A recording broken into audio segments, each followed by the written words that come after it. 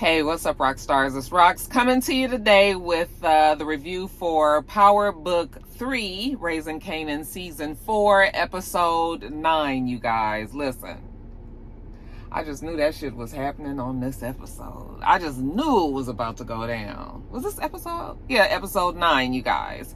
I thought we was losing our boy Marvin in this episode, but we got him, at least for one more episode. But you can feel it coming, huh? Anyway, you guys, no more further ado, the review. Let's get to it, shall we?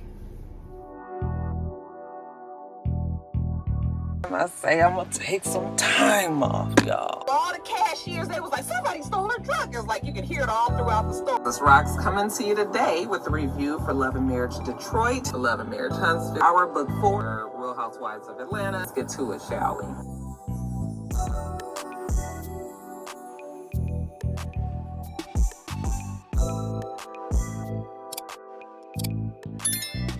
All right, you guys.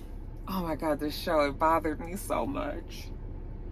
It was a disturbing episode. This first scene had it set the tone for the rest of the show. So we see Crystal. She's in a like a cell, and she's cowered in the corner. She don't really have any clothes on. She look wet, tired, scared, crying on her knees and all this. And you hear this woman like coming in. It's kind of dark. At least it looked like it was dark. I was looking on my phone. But at first, I didn't know who the woman was. The woman was just like, they was like, let's get you out of here. Okay, we got to make sure you're okay. Let's get you safe. So I was like, maybe that's her mother. But then once they got her, put some clothes on her and put her in a room, I saw that actually was Pop. And so Pop got her out. Now I'm realizing, I guess I didn't even put two and two together last week, that those cops that came on the bus were the same ones that was working with Pop and Smoke. Snap and Pop. Side note, I don't know how I missed that Snap and Pop was the ones responsible for Fame's death last week. I just don't know how I missed it. Somebody said that it was quite anticlimactic and everything, but I just don't know. Was it during the scene when they were talking to the police and they were like, when you guys mess up, you mess up shit for us? Was that during that scene? Because I was just like, how did I completely missed it. But once I realized that they're the ones that killed Fame, I don't like Snap and Pop no more. As a matter of fact, I hate them. And when Pop is making a girl a sandwich and just trying to find out what the girl knows, and she tells her that Kanan thinks that Raq is the one that killed Fame. Well, that's all Pop wanted to know. As long as they can persuade Kanan, then that's all they need to do. And if Kanan already believes it, already suspects it, their job is halfway done. So she's done with Crystal now. Okay? That was real sweet of her to make that sandwich. That was the last bite that Crystal had, honey. Damn Pop walk up to her, pulls out her gun, and shoots her in the back of her head. I was like, oh! Now, I didn't see that one coming. That shit was brutal, heartless. And Crystal, it wasn't no whole bunch of dramatics falling out the chair onto the ground and all that, baby. She fell flat onto that table. I was just like, oh my God. Did you really just kill that girl? She didn't even do nothing. So yeah, I don't like Snap and Pop. I want them to die, and I'm really hoping that Kanan is the one that kills them. Speaking of Kanan gets a call that Crystal never made it. So now he's worried because she was supposed to get on that bus to Delaware last night, or whenever. It's a couple of days later, I think it is. Like you guys said in the comments last week, I don't understand why Kanan did not make sure that girl got on that bus, knowing what was going on, knowing his suspicion with what happened with OC, because he didn't even know at that time. So it was just like, why did you think it was okay for that girl to just go to the bus on her own? Of course, those cops was going, somebody was going to run interference. They all over you guys. That's the naivety of Kanan. So Juke is trying to keep him calm, tell him it might not be about him, but he was just like, no, Juke, I know this shit is about me. Okay, it's too much. The block is too hot. While they talking, you hear somebody say, hey, Kanan. And the camera pans up and it's Raq. And he was just like, he looked at Juke. He said, did you set this up? And she was just like, Kanan, that's your mother. She cares about you. She's been asking for you. You ignoring her. She wants to know what's going on. Raq was like, I've been calling 100 damn times. And he was just like, and 100 times I didn't answer? You didn't think that meant that I didn't want to see you? So, you know, Raq is just like, oh my God, boy. So she sits down to him and she's just telling him, listen, Kanan, just because we going through all of this stuff that we going through, that don't mean that I stopped caring. He was just like, tell me what you know about fame. And she was like, about fame? Please don't tell me you think I had anything to do with Fame's death. Like, I loved Famous. And he was just like you loved D Woods? She was like, all right, Kanan, don't even go there because we already talked about this. That was me cleaning up your fucking mess. And that ain't this. So Kanan's feeling leery. She told him the other day that Crystal came by. You know, he was like, well, how long ago was it? She was like, a few days ago. She came by, told me that, you know, it was some trouble. Told me that there was some trouble and that, you know, I needed to check on you. All right. Well, he tells her that Crystal's missing, that they, you know, she didn't make it to Delaware. She was supposed to be getting on the bus. And so now he looking at her like, what you did to Crystal too. And she was just like, Kanan, why would I come here? If I did anything to Crystal, do you think that I would actually come here and tell you that she came to my house the other day? Like, nigga, open your eyes. So now Kanan's whole thing is, oh, whatever, Raq.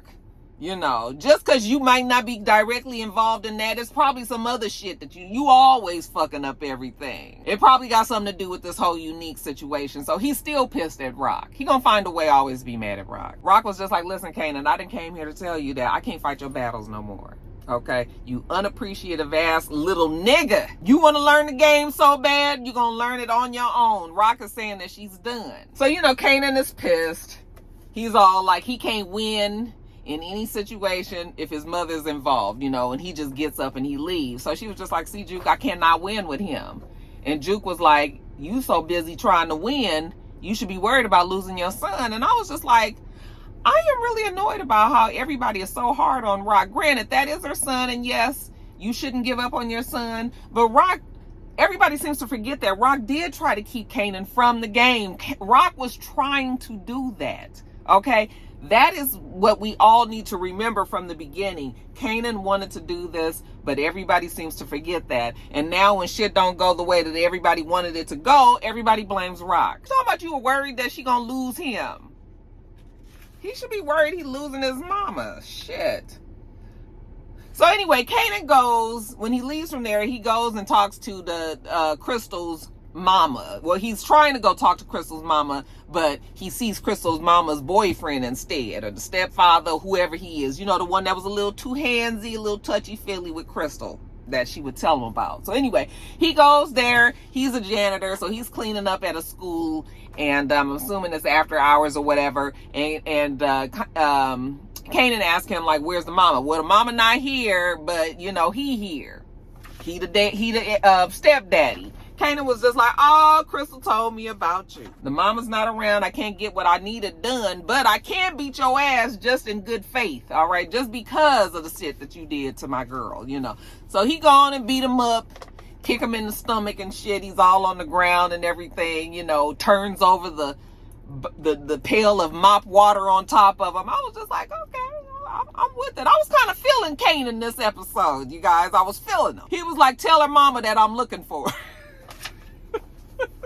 Now, when Juke left from Raq, Juke goes to see her friend, okay? The one who was married to the man Aaron, the one that Marvin and her went over there, and when she killed, okay, her. And so, you know, they talking and walking, and, you know, the friend is a little kind of like, she's not sure, so she just tells Juke, hey, listen, the police came by the other day, they investigating about Aaron. They were talking to me about domestic violence and everything, and so I told them that you were a witness to it. So Juke was just like, okay, so then what you said? All right, and she was just like, well, I don't know anything, so I didn't say anything. Her friend is still just trying to make sure that Juke is in the clear, everything is good. Juke is like, girl, don't worry about it. Juke is good, but you can tell on Juke's face, Juke is a little concerned about this. But the girl, she's, as long as Juke told her everything is okay, that's all she needed to know, you know. So she's all giddy because she done met some new girl, and the girl is beautiful and all that, but Juke is all business. I was like, okay, Juke might have to kill somebody else, child, you know. Nothing makes Juke smile these days except for, you guessed it, her girlfriend, well, her situationship from Atlanta, who's there. The girl who was in the group with her, who's back home visiting from Spelman, that one. All right. She sees Juke, and actually Juke is happy to see her. You can tell she's genuinely happy to see her. She sees Juke, and, you know, they go and they hanging out, kind of just talking, going getting ice cream, you know, walking around or whatever. And so she's asking Juke, like, well, so what you was doing? Like, what you been doing? You said that when you were down in Atlanta, you know, you were going to try to get out there, you know, kind of find some new interest and, you know, make it work, because she believes that Juke is fabulous. Juke is wonderful, amazing, and that she needs to be out there exploring the world, getting away from her fucking toxic ass family, you know. Juke was like, well, she realized that she's just like her family, and of course her friend doesn't like to hear that. You know, she knows what her family is about, and she only know the surface. If she knew, she wouldn't even be sitting there talking to Juke. I was worried that the girl was going to get caught up in some sort of crossfire. You know, episode 9, I'm expecting something to happen. I mean, Crystal, the way it started off, it had me on the edge the whole episode, you know. So I was like, please don't let this girl get caught up in no shit. Let her get back down to Spellman. So anyway, when they leave from there, you know, and they're walking on, I guess, about to go wherever they're going next, and you hear Garcia's voice, you know. He wants to talk to Juke. And so Juke tells her, you know what, girl, go on ahead. I'll call you. And, you know, so her friend is worried. She sees him walk up, you know, he's the police. She kind of like, all right, Juke, well, just let me know when you safe and you get home, okay? And so Juke says, okay. Well, Garcia was just like, well, you're not going to make that call, hun. I was just like, he is so annoying. She was like, what do you want, Garcia? Why are you here? Now, you know, Garcia still wants this information that he's been trying to get out of Juke, and Juke has been trying to convince him that she will never give him that information. So leave her the fuck alone. And he tells her he's never going to do that. Now, let's jump over to Lou. So Lou is at the studio with B Rilla, and the police are questioning him, and I'm just like, okay, this is bad. This is bad. Now, Lou don't look nervous or nothing, because, I mean, he's not new to this. He's true to this. But I'm just like, if the police are already questioning you, and you wouldn't really have any link to these men otherwise through B Rilla, you should be worried about those police being there, Lou. Okay? But he's not. So the police are talking to him, saying, you know, they questioning him about the thing, and Lou is telling them, you know, cool as a cucumber. He ain't got nothing to do with it. New girlfriend is there as well. I was at her house by 11. She's sitting there looking. She got this look on her face like, well, I didn't look at the clock.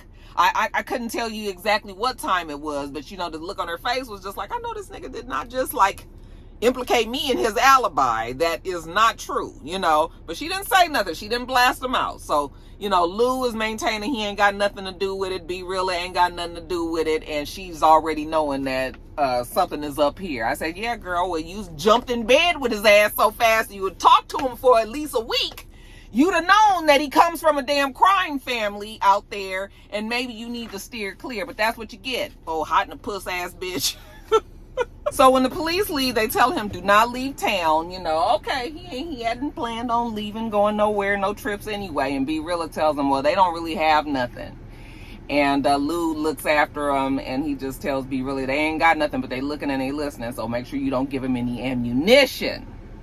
And you know you're talking to B Rilla, who's the reason why you're in this mess in the first place, and B Rilla has got to be the worst kind of criminal. Nigga be feeling bad for the shit that he do in there. He's really desperate. He's just trying to take care of his family, but I can't stand him, okay? And you just kind of have a feeling he's going to blow it. So Lou goes to the bar. You know, he's talking to his partner there at the bar, you know, and she's happy to see him. And Lou tells, you know, like, you know, I'm kind of feeling like myself again, kind of getting my feet back underneath me, you know.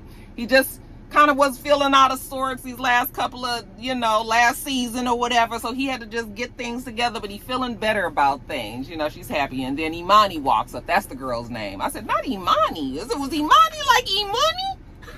And of course she was just like, oh, Lou, can I talk to you for a second? He's like, oh, the old ball and chain. So he walks over there, so you know, of course, what she's about to say, like, I don't appreciate you saying that you came over to my house when you know that, like, I know that you got over there way after 11 o'clock. And he was just like, well, I couldn't tell you because I hadn't looked at the clock.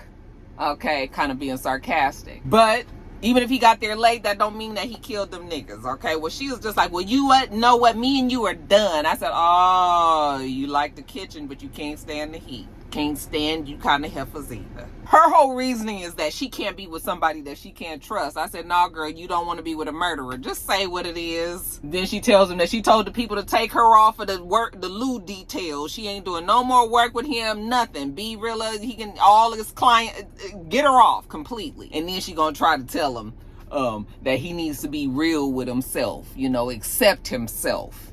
And I guess that's the whole reason for the whole speech that we had. We'll talk about that later. Now, jumping over to Marvin. Marvin is out, conducting his day, and Early walks up to him. Hey, motherfucker, my family, we ain't going to accept what you did. We know that you killed Londell. Marvin was like, I didn't do that shit. He was just like, nigga, you know good and damn well you did do that shit. Marvin was just like, Londell had a whole bunch of enemies in the neighborhood. Like, anybody could have do it. No, he knows that Marvin is the one. Marvin was just like, look, if I was the one who killed that loud talking, can't keep a secret ass nigga, what you gonna do about it? Well, you ain't gotta attack a nigga's ego when you doing shit like this. You did kill somebody in this fucking family, Right when he said that, and the way that Early looked at him, I was just like, count Marvin's days. I know y'all saw it too. Okay, it was like the little click. Okay? Because Early was just like, okay, yeah, I'm not going to do nothing about it right now, but nigga, keep on living. Marvin was just like, that's what the fuck I thought. Got in his car and left. Yeah, it's coming soon, you guys. Early, of course, goes straight to Fish. And he wants to talk to Fish about Marvin. At the same time, we see David. He's out partying, having himself a good time. And then we see David get shot. I couldn't tell who it was that shot him. Was it Snap? Or was it Unique? Child, I was confused. I couldn't see. Again, I was looking on my phone. I was just like, you guys will just have to tell me who that was. But anyway, he's shot and killed. I was like, damn. Wait till Raq find out, honey. Raq is out, thinking like, okay, back to business. She show up bright and early at the damn Chinese restaurant. Goes back in the back. And she sees 3 Asian women back there, and they look like they crying. She walk in the room, and she's like, where's David? And they all turn around and look at her like, oh, bitch. And she look at them, and she already knows. She's like, fuck. Okay? So she turns around, and she goes back home. She finds Marvin, and she was just like, that nigga Unique is trying to pull us in a fucking war, and it's about to work. Now David is gone. He was just like, well, that's how the business goes. Marvin is not even concerned about it. We hit them, they hit us. We go back and forth. That's the name of the game.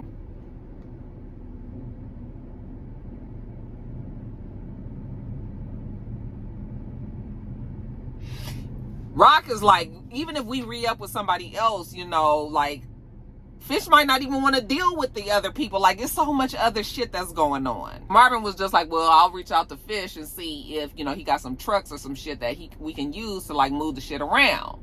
And she was just like, okay, yeah, do that. Okay, but before we do that, what happened with Early and Londell? Did you handle it? And he said, yeah, he handled it. And she said, did you handle it your way or my way? He said, I handled it God's way. I was like, now what way is God's way exactly? Because none of this got God in it. She thinks that Unique did it. He was just like, well, Marvin, what do you think? Since I know you also have, a proclivity to sometimes make decisions, call your own shots. What do you think about that? Marvin was like, well, damn. I mean, like, nigga, you gonna blow me and you gonna just, like, bust me out in front of my sister like that? But, Marvin recovered. He was just like, I think so, too. And so Fish was just like, okay, well, I might have some trucks, that you can use, but just temporarily because I can't be having my shit too close to this drug shit. It's too filthy. And so they were just like, okay, we got you. They were about to leave, and he was like, Raq, can I talk to you alone without Marvin? And so, she sends Marvin away. So Fish tells Raq, he feels like Marvin's involvement in all this has the New York, his New York families, his cronies, it has them nervous. So it sounds like he's trying to warn her that people may be coming for Marvin, so she was just like, listen, anybody that's trying to come for Marvin gonna have to go through me. And then Fish goes ahead and flips it, and this is when I realized that I don't like flip either. I said, yes, you know what, the expression is really true. There's no honor amongst thieves. Fish lies to her and tells her, well, it sure is nice that you're so loyal to your brother, but he's not loyal to you because I talked to him the other day about, maybe you replacing you in this whole family business thing. She said she don't believe that. I said, please, Raq, do not believe that. I know you and Marvin been through a lot, but you guys your family as a whole has worked through a lot. You guys have all communicated better. You guys should trust each other better. Don't let this man do this. He tried to convince her, well, you know, Raq, sometimes, you're like me. Sometimes shit be going on under your nose and you don't even know it because you too high up. No, Raq, you know exactly what's going on. I mean, the shit that has been revealed to you anyway. You know what's going on. Don't let this man get your brain clouded. So anyway, she leaves from there, and when she comes out, she tells Marvin that Early already came down there because Marvin is still waiting on her. And she says Early came down here and told Fish everything that happened. Marvin was like, shit. But while Marvin was standing out there waiting for Raq, he saw he was across the street from a school, and he saw a little girl that kind of reminded him of his friend's daughter. I forgot what the little girl's name is. But he thought about her. So, you know what? Let me go do a little quick visit, check on her, see how she's doing. So he goes to the school, and there is somebody there. I'm not sure if he's a teacher. Who was he? Was he a janitor or whatever? Anyway, he finds out. He finally, slips somebody there, one of the teachers or somebody from the staff, I'll say. He slips him some money and was just like, can you get information on the little girl? Because he hasn't seen her. He's been trying to just like reach out, make sure she's okay. Remember, he always promised that he would take care of her. And he hadn't heard from her. So the guy was just like, okay, give me a minute. So the guy gave him the address, and he told Marvin that the little girl had been missing school a lot. They claim that she is sick, but might be worried that there's a man there that might be touching her. You can't never tell. So Marvin is not going to let that happen, not under his watch. So what does Marvin do? He goes and shows up at the house that the address of the people that the man gave him, right? And so the woman comes to the door first, and he was just like, yeah, hey, I'm here. I'm checking on the little girl. Okay. The woman tries to brush him off. The father comes. Yes, what do you need? He tells him the same thing. He tries to brush him off and tries to close the door on him. He was just like, listen, I'm just a friend of the family. I just wanted to make sure, that she was okay and check on her. And he was just like, she's fine. She's sick. Okay. And if you don't get off of my porch, I'm going to call the police. Okay. So get the fuck away from my house. So, Marvin, you already know what would have happened. Okay. New Marvin, therapeutic, went and talked to the counselor and has, dealt with some demons and can woosah. He just is like, okay, I'm not going to say nothing. I turn around, I'm leaving. So he's about to walk away, and then he hears the little girl. Uncle Marvin, he turns around real fast and he runs in the house, pushes past them. They all try to stop him from going in there. You can hear the little girl keep on saying, Uncle Marvin, and he's just like, where is she? He got to beat everybody's ass in the house first. But, he get them out the way, goes in the door, and he finally sees that the little girl is in there, and she is it doesn't look like she's being molested. It looks like they're using her as a nanny, but she could be even molested. You don't know, but she ain't going to school. They're using the little girl as at least a nanny. So, the little girl's holding the baby. Marvin's like, what the fuck is going on in here? And then hear that the parents come rushing in there. Long story short, child, Marvin kills them both in front of the little girl, pulls out his gun, pow, pow, shoots him. The little girl's just standing there. So I'm just like, okay, we gonna have to get some therapy for the little girl, but we ain't gonna worry about her right now. But why weren't you worried about what just happened in front of your face, girl? Them drug days with the father, she probably seen more than we knew. But yeah, that didn't rattle her. But I'm still worried. He tells her, don't tell, call the police and tell them some white boy with tattoos came in here and, did this. And he leaves, but I was just like, see, these are the problems that Marvin has, way too impulsive still. That is a problem. Yes, you could have taken care of those parents, especially once you kind of realize that, okay, it's not a sexual situation, it's probably something else here. You should have came back. This killing them right in front of her, like as witnesses, is just messy. Now, let's jump back over to Lou. So Lou goes to the executive. And I'm listening to this conversation, and I was just like, wait a minute, what is this? Is Lou about to quit?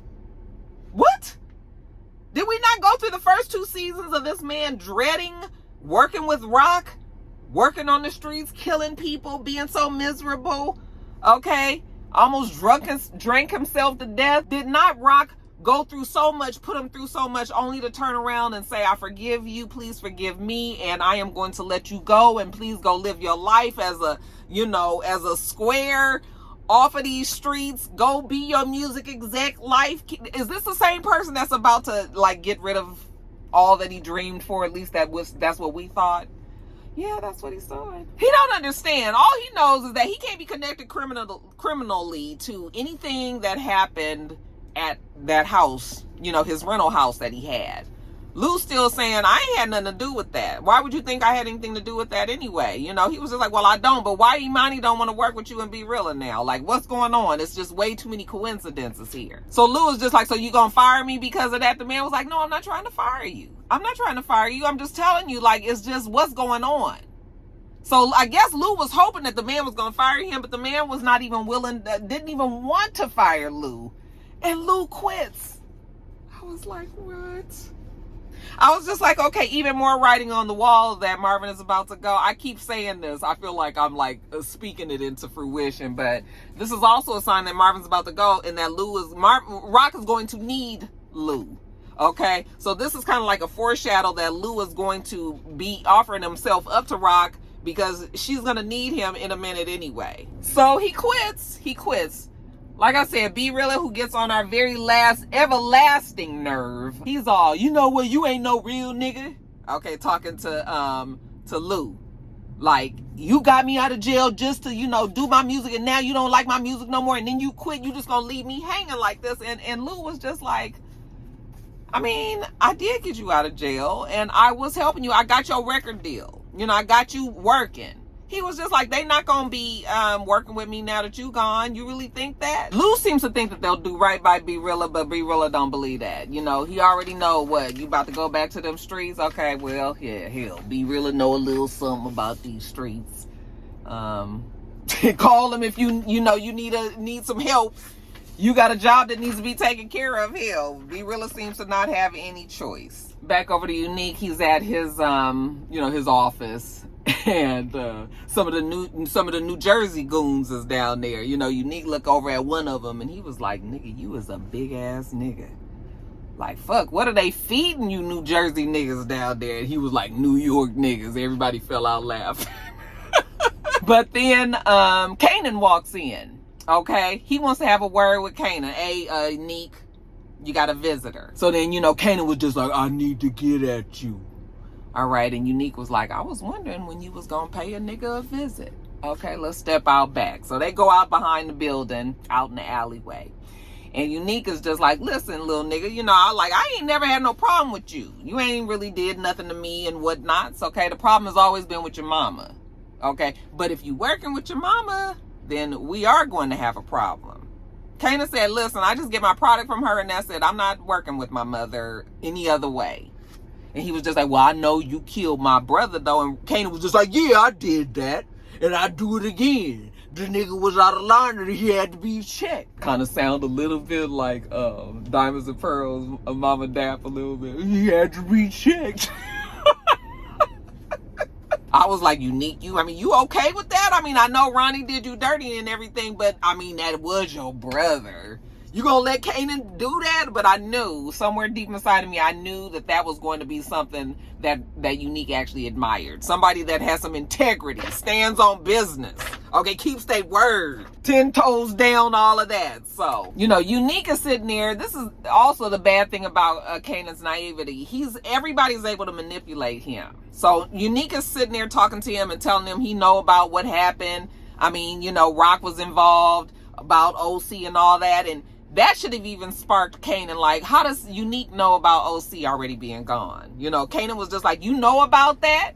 And, Unique had to hurry up and recover. But it's like certain things people are saying, but Kanan is just not picking up on it. So, Unique was just like, yeah, we should work together. He's trying to convince Kanan.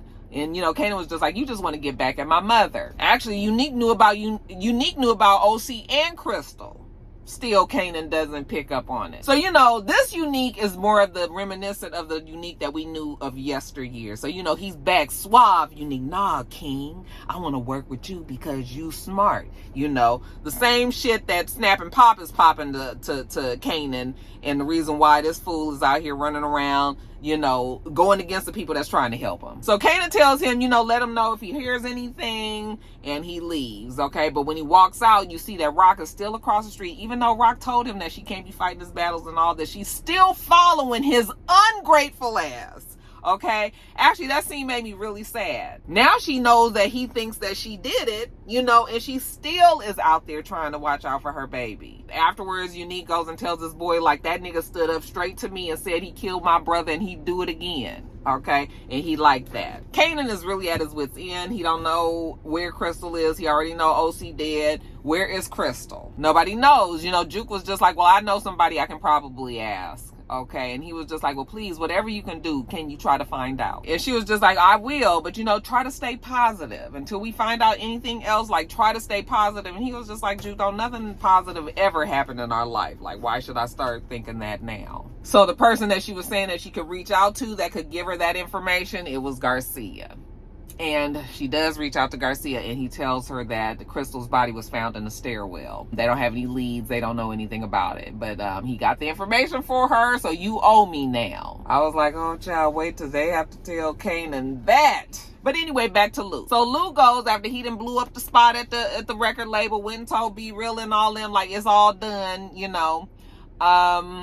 He goes and talks to Raq and tells her that he wants back in, you know. And Raq is just like, Lou, that sounds like lip service to me. Talk is pretty cheap, baby bro. Oh, no, he means it this time. And she was just like, listen, Lou, I know you sitting here telling me that you want to do this. I don't know what's happened to you in these last couple of weeks or whatever, but your whole heart got to be here, okay? You said you wanted to get out. I let you out. You went and did your record exec thing, and I was trying to let you do that. Now you telling me you want to come back over here? Like, how am I supposed to believe this shit? You can't have one foot in this door and the other foot in the other door. It got to be your whole heart. And then she ain't even sure if she should trust him because, you know, they did go through a lot. Maybe she don't even want to put their relationship back in that position that it used to be in. You know, it's like, are you sure you want to do this? Because they really, to me, all this feels like a step back. It just really feels like a step back.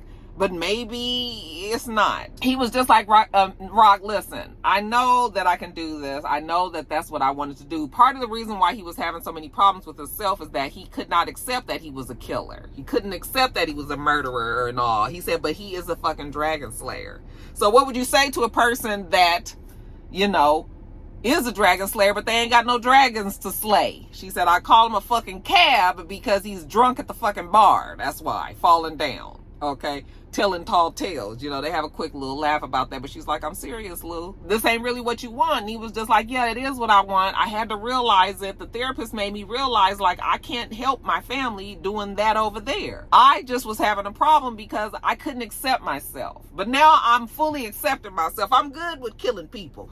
Who you got next? She was just like, okay, baby brother. Well, I mean, if you need a dragon to slay, honey, we about to be in the dragon's lair because I do got that work and I got a lot of it. It is a whole bunch. Okay, like, are you ready for this? He was born ready. We see Kanan go back and talk to Snap and Pop. Like, how? Like, I still can't believe they killed that girl like that. Like, did you guys really have to kill that girl? Like, she ain't doing that. Oh my God. Anyway, he's still trying to find out from them if they found anything out. They tell him that they actually did talk to the police. So Kanan sits down and they was just like, yeah, they wouldn't lie to us, you got Kanan. But we talked to him and they told us it was your mother, Raq. And that's all they needed to say. You know, you can see like the fire light in Kanan's eye. And I was just like, oh my God, Kanan. Why do you trust them? Why? I hate that he doesn't think anything through. I hate that he's so young and dumb and emotional, just like Raq knows. I mean, she's been there, so I guess that she really, really knows what she's saying. But I'm just like, oh my God, Kanan, sit down, slow down for a second. All right, people are trying to get you to understand that that's not it. So anyway, that's about to be a mess. But lastly, we see Raq and Marvin. No. Raq and Lou. We see Raq and Lou. They go show up at Unique's place. And, you know, Unique kind of smiles to himself and he looks at them and he was just like, I was wondering when y'all was going to show up. Okay. Yeah, the old Unique that we used to know and love, but mixed in with this new Unique. We don't know what to feel about this one. Okay. But, oh my God. Next episode, I'm expecting to be a doozy. And now that we know that they at least get one more season to close everything out, I think next season is really going to be a lot. But, yeah. That episode was good. It's slow. I know it's slow. but I'm enjoying it. How about you guys? All right, you guys, I'm going to get on off of here. I wasn't sure if I was going to get this done before Mother's Day, but I'm glad I did, you guys. So again, happy Mother's Day to all the mothers out there.